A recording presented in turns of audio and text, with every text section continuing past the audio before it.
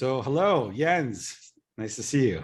Yeah, nice to see you too. How's it going? Good. I'm glad we've finally got to do this. Yes, yes. So yeah. So today we're going to talk a little bit about this is sort of about things that developers should know or be thinking about, and from your perspective as an architect, and some of the maybe the pitfalls of what you see in terms of space allocation in new developments.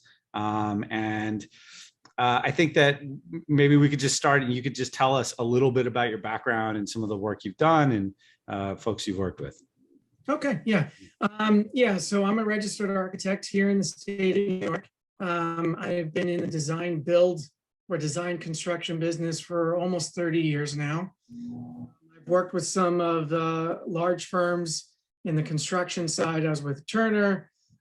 With the engineering architecture side, I've been with Perkins Eastman, Adamson Associates, and AECOM.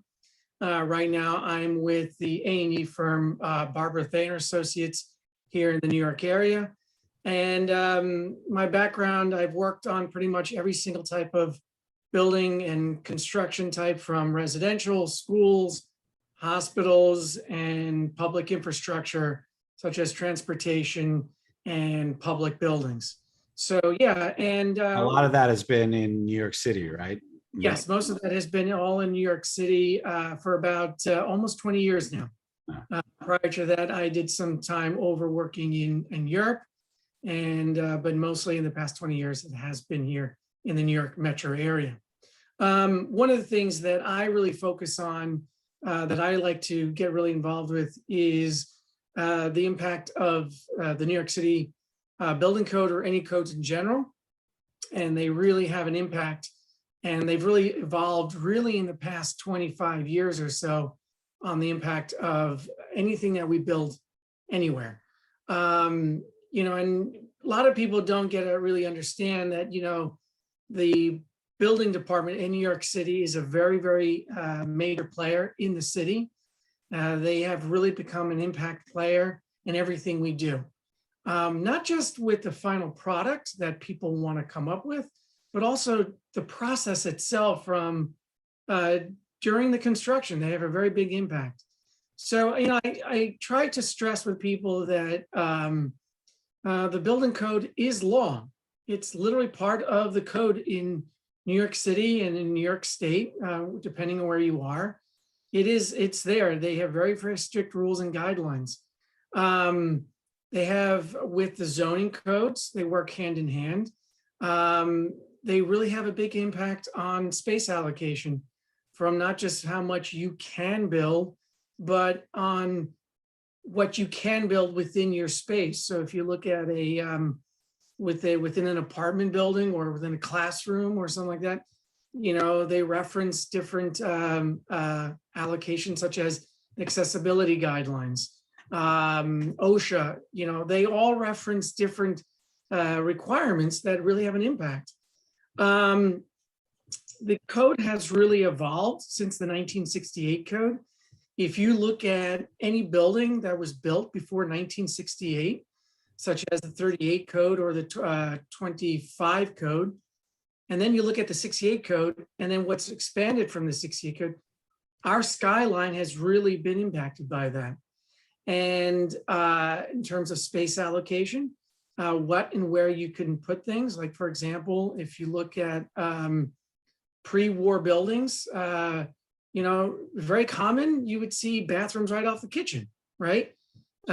68 code, the 38 code changed all that. You weren't allowed to do that anymore.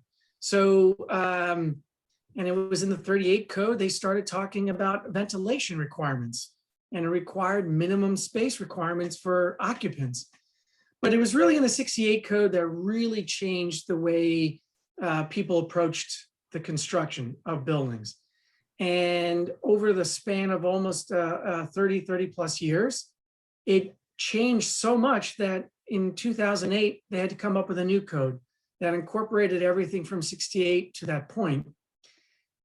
And literally within several years, they had to issue a brand new code. Now we have what we now have is the 2014 code. And there's now even talk of updating that to code. Potentially, we could see in New York City a brand new code in 2000, maybe 22. So can I just say, so what is it that, how is it, why are they making the changes? Like, what is prompting a change from Yes. 2014 to 2021? Yeah.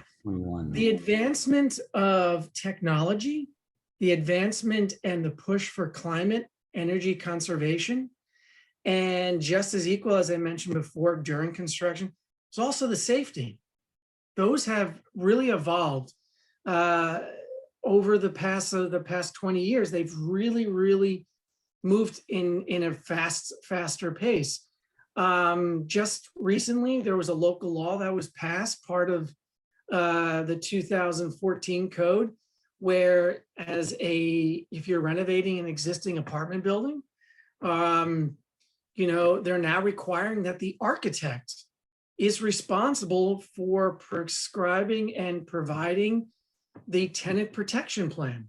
That didn't exist. And I found that, not even engineers, they're saying, no, the architect has to provide that information. So can you give an example of that? Like what? Yes, I worked on a project about 3 or 4 years ago. The contractor had to provide a tenant protection plan, basically outlining the safety route from the apartment that was being renovated to the 2 staircases in the building, outside of the building.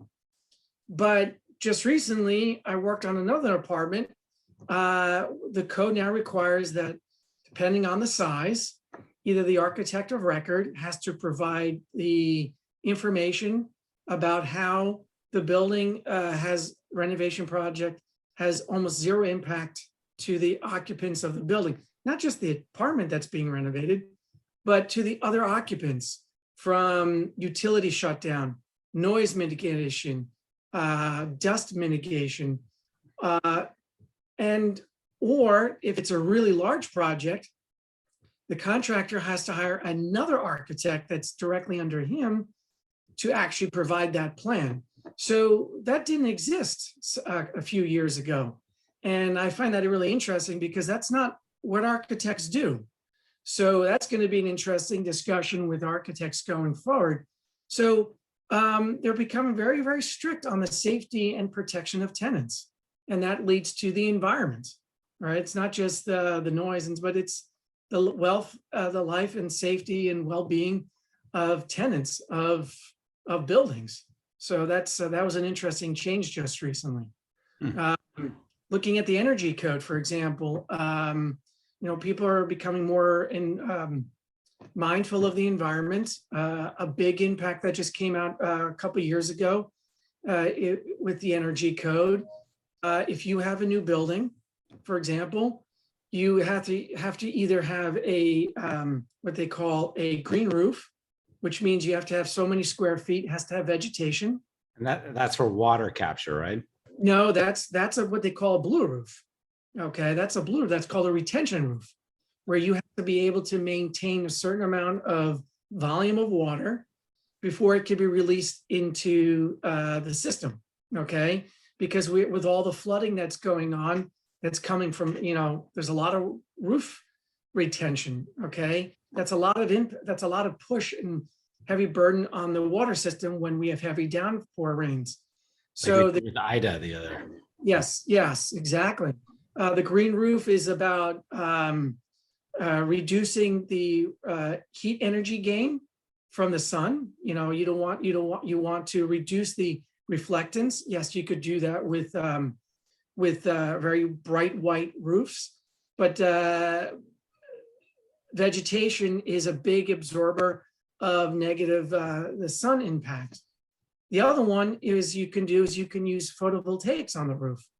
And even for existing buildings, if you're going to do a certain amount of renovation to your building, whatever it is, and your roof is over a certain threshold in square footage, you have to be able to do one of those 3. So again, that's the environment that we're in.